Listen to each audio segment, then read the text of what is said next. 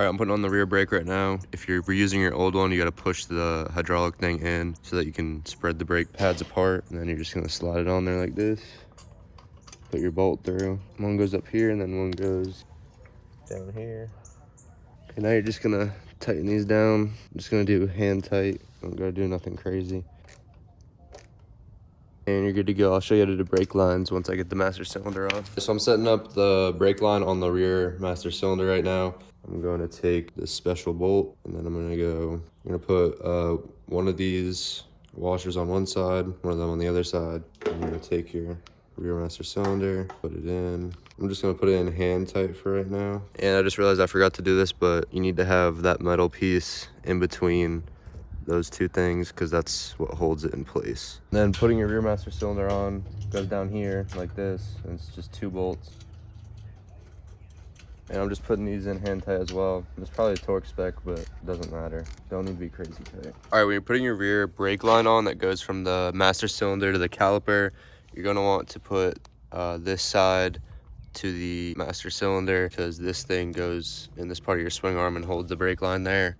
And then when you're routing it, you put it under here, and it goes to here, and then into here. And then for tightening down the brake line bolt, I'm just gonna do it hand tight. I'm not gonna get a torque wrench out. And then up here, there's gonna be 2 bars on your master cylinder. Just make sure this metal part of your brake line goes through it. All right, now I'm gonna mount the rear brake fluid reservoir. Just one simple bolt goes in here. Now this brake fluid line that goes from the rear master cylinder to the fluid reservoir is obviously way too long, so I'm about to cut it and fit it up to this sucker. About right there should be good. If you're doing this, try to make it like an even cut. That cut sucked. It'd be better if you had like scissors.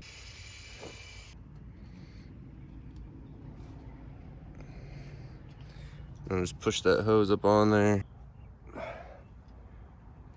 Like that, make sure you get it all the way up. Take your clamp, take some pliers, pull it up, right there.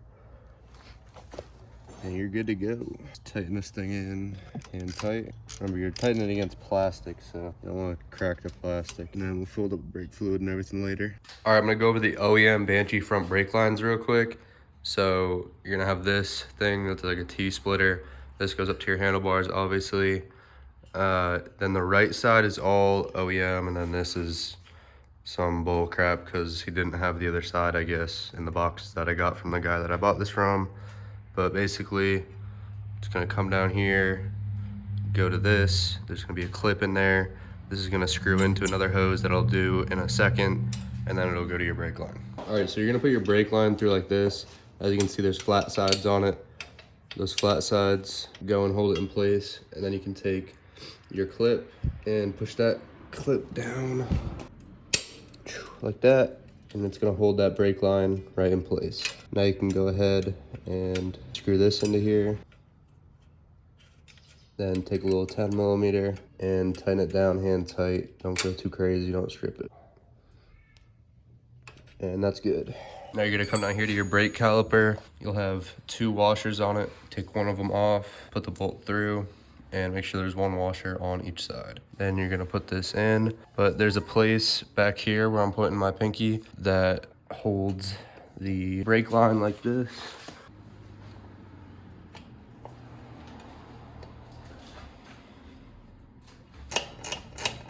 Then just come and snug it down, hand tight, and that's it for the brake lines.